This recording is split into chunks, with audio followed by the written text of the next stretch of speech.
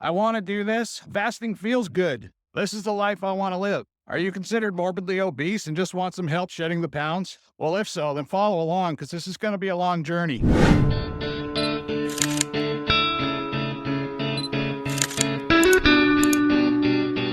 But I was getting out of bed and I just happened to step on this little rock. Now it felt like I was stepping on a Lego that my kids left in the hallway.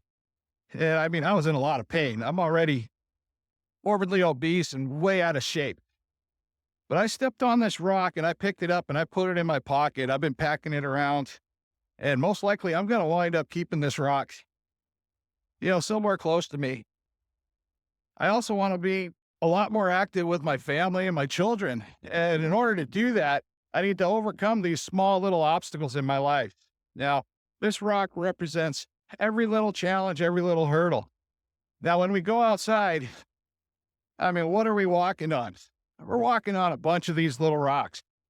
I need to come up with a plan on how to figure out how to deal with these little tiny rocks in my life that I'm going to be stepping on. And I'm going to be stepping on a whole bunch of these rocks in my lifetime. So every meal is one little rock. And every time that I just say no to an opportunity to eat bad, it's going to be something that benefits me in the long run. So let's talk a little bit about vocabulary. Vocabulary is an incredibly small thing, an incredibly small aspect to all of this. To me, when I hear the word diet, diet is a 4-letter word, and it tends to mean that at some point the diet's going to be over. Now, when that diet's over, what are we going to do? You got to have a plan. I mean, if I want to lose 20 pounds, 30 pounds, 100 pounds, maybe 200 pounds, that's great, but what am I going to do after that? Am I going to go right back to doing what I was doing before? At this point, I sure hope not. Now, if I just change that word diet and I use a different terminology, like lifestyle change, that's going to affect my mindset. That's going to affect your mindset if you do it as well. Just change up some of the vocabulary. You're already going to be getting a head start. Because I really want to stop being a wandering blob of sarcasm and feels good. And in order to do that, I got to make some really hard changes. And I'm continuing to do so, making these videos. These videos, I've been making them for accountability purposes mainly. It's keeping me on track. It's letting me share my experience with everyone. So I want to talk a little bit let's talk about some fat and happy animals. What type of fat and happy animals can we think of off the top of my head real quick? All right, let's talk about rabbits. Rabbits are fat and happy, but what do they eat? Well, mainly they're eating leafy greens and vegetables most of the day. They're maybe raiding grandma's garden or something like that. Well, what makes a rabbit fat? They're not eating pizza. They're not eating candy. They're not drinking sugary sodas. And, if they're in a good situation, they're not being hunted. So they don't have a reason to run. They don't have a reason to have exercise. If a predator's chasing a rabbit, they're going to be running around like crazy, losing weight. But if they just have a nice little area where they can hunker down, that rabbit's going to get fat as heck. And these rabbits are just eating vegetables. So instead of being like a rabbit and sitting around and doing nothing in your perfect little garden, you need to get up. You need to do something. And in order to do that, you need to take the first step and just get started. Sometimes getting started is the only thing you need to do. And once we get started, we tend to roll along just like a snowball coming down a hill. Things start improving. We're getting better results as we go. And that's extremely important. And that's exactly what we're trying to do here is get good results and move on to a better life. But if any of you have ever owned a rabbit, they're nothing but a wandering, munching and poop machine. And that's all they do. They just sit in a cage. They're going to eat whatever you feed them. And every time they hop along, you're just going to end up, leaving a little turd behind. So let's not be like a rabbit. So instead of talking about diet, let's talk about another word. Let's talk about lifestyle change. Lifestyle change, it's forever. A diet, like I said before, is just temporary. Once we complete our diet, we fall off the wagon, we go right back to what we were doing. We might have lost whatever weight we were trying to accomplish. But the main goal should be a lifestyle change at the end of that. And towards the end of that, what you're going to want to do, figure out a way to maintain that weight. Yeah, whatever your weight is, I don't care how much you're trying to lose. In my case, I'm trying to lose about 200 pounds.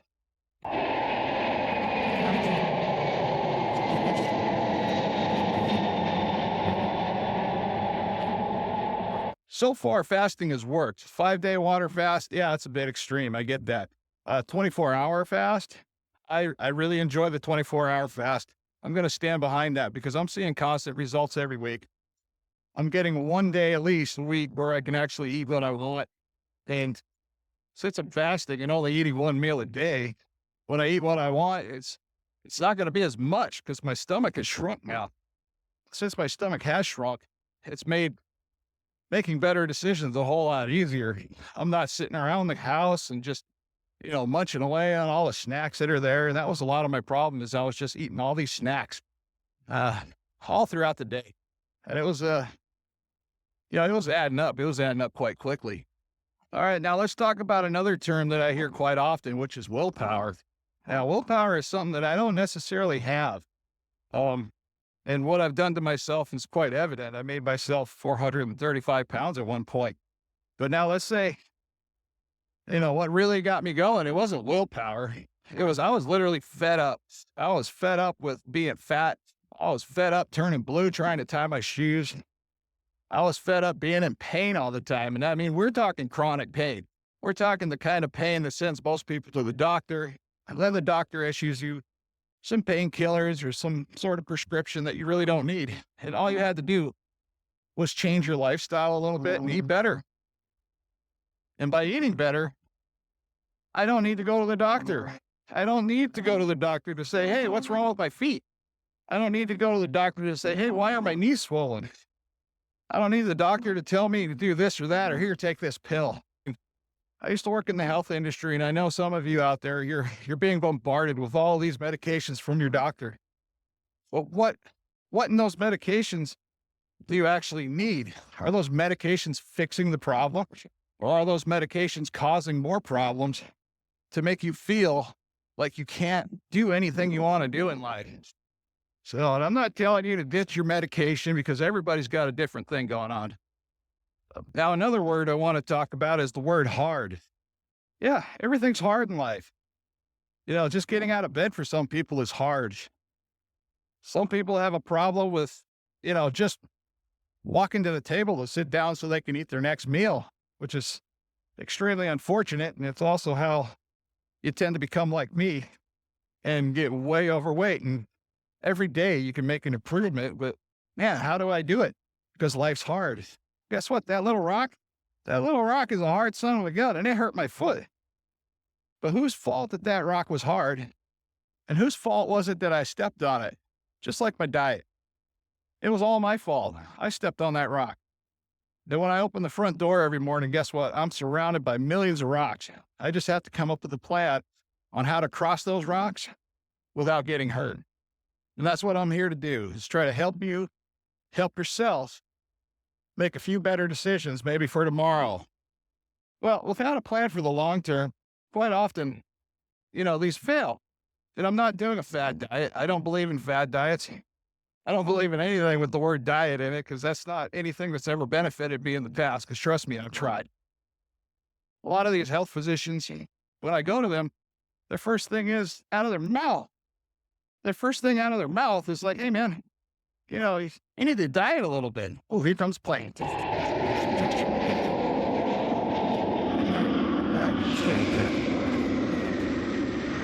Boy, those planes are loud when they come through. But do you remember the show, The Biggest Loser? Now, that was a show that I used to watch when I was younger, and I was in really good shape back then. I used to ride my mountain bike everywhere, ride skateboards, go skiing and snowboarding. Ride my dirt bike, everything was fun. So, and I was extremely active back then. But now that show, The Biggest Loser, what really lost my following for that show and anything that had to do with that show was the fact that they wound up injuring these people because you had 3 extremely healthy, sometimes 2 extremely healthy trainers that don't even know what it's like being extremely fat. And so what I'm doing here is I'm basically just trying to ease myself into this. All right, one of my main important things I want to let you guys know is that up to this point, I have not had an exercise routine except for going to work and doing my daily life. All I've done was fasting. That's how I got to where I am right now. So when we get to the scale and we do our weigh in today, I just want to reiterate the fact that, hey, you can lose this much weight too. It really wasn't that hard. And it came off quickly. Now, the majority of it was because I was swollen. I was retaining water, but hey, why was I retaining water? Did I need a medication for that? No, I haven't been taking any medications. The only medications I've been taking, if you even want to call them medication, is vitamins. Every morning I wake up and I take my electrolytes. Apple cider vinegar, Himalaya pink salt, and a splash of lemon juice. That's it. That's all I've been doing. That tides me over until dinner time, and everything's good to go. Life's hard, guys. Let's pick our hard. That's all we have to do is just pick and choose which hard we want to take. If I want to walk outside barefoot, it's going to hurt my feet. So I'm going to put some shoes on.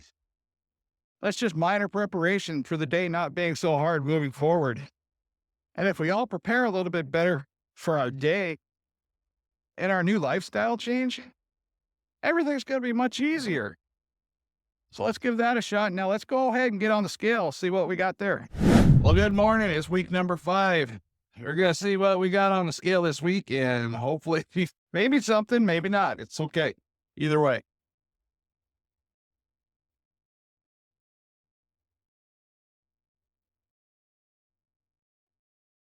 Well, the nice part about losing weight is now my belly's gone and I can actually see the scale a little bit. I mean, the belly's not completely gone, but I'm pretty satisfied with that number. That looks close to around 370 pounds. But I need to get a digital scale, and I have a digital scale over here, but I tried using it this morning and I'm still a little bit too heavy for that scale to read my weight. So maybe another couple of weeks and I might be able to start using that. But right now I can't afford a digital scale that can actually weigh me. So I'm kind of stuck using this spring scale or going down to the hospital and double checking my weight. But okay, I'm pretty satisfied. Well, okay, guys, there you have it. It looks like I'm down to 370 pounds from 435 pounds. How much is that? Boy, correct me if I'm wrong, but I think that's 65 pounds. I mean, and I've done very little to get here, except for fasting and learning how to do it correctly without injuring myself. So this is why I'm here, is try to help you out and show you what I'm doing so you could possibly get started yourself. And that's all due to the fact that somebody taught me about the vitamins, nutrients, and the basics of electrolytes. Now, a lot of these physicians and a lot of these health experts, you'll see them online everywhere.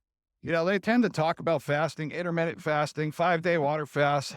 Now, if I were to do a 5-day water fast without vitamins or nutrients, I would have ended up in the hospital. That would have really screwed up everything. That's not a good idea. So if you plan on doing anything to change your life, talk to some real professionals or do your own research and find out ways to better yourself. Now, another thing I wanted to talk about before I let you go is foods that change your mood. Some foods help you concentrate and other foods can make you anxious, agitated, and you can potentially overdose on certain foods. The main food I was planning on talking about is tomatoes. Now, tomatoes, they carry a substance inside of them called, I believe it's lycopene. Now, if you eat too many tomatoes, you can overdose on getting too much lycopene in your system. And this is going to create a lot of side effects. Side effects like bladder issues, diarrhea, and even migraines can be associated with eating too much tomatoes. So that's one thing. The last time I fasted, I wound up making a mistake and I couldn't figure out why I was so angry. I was just anxious. I had a lot of anxiety wrapped up. It was because at that time I was eating way too much tomato sauce. And eventually it was messing with my mind. So another person that was pretty smart told me, hey, back off the tomato sauce and see if that helps and see if it changes. Get back to me in a week. So, all right, took their advice. About a week later, I was doing fantastic. Well, then I basically just stayed away from tomato sauce. It wasn't a big, huge deal. I just know now what I need to do. And if I didn't know from somebody else that has gone through this experience, then I mean, where would I be? I'd still be angry and anxious and having a lot of anxiety issues just because I was eating way too much tomatoes. Maybe in the next month or two, you're going to see me down around 300 pounds, I hope. And what I'm trying to do is get down to anywhere between 285 and 235. Now, 235 would be my bottom comfortable weight that I would want to be at. So if you could just follow along, subscribe to the channel, like the video, and please leave me a comment down below. It really helps, keep me motivated and helps me get to know a lot of people. Because this is a community we're starting here, and I want to be surrounded by like-minded people that they're either going to help try to root me on, they're either going to give me good advice, or, we can share each other's differences. Hey, you might have tried this, so I might want to try that. Or maybe I'll mention to you, like, hey, try this out. This might help you out, speed things along a little bit quicker. And then we can see where we can go from there. But as always, family, I just want to say, thanks for watching.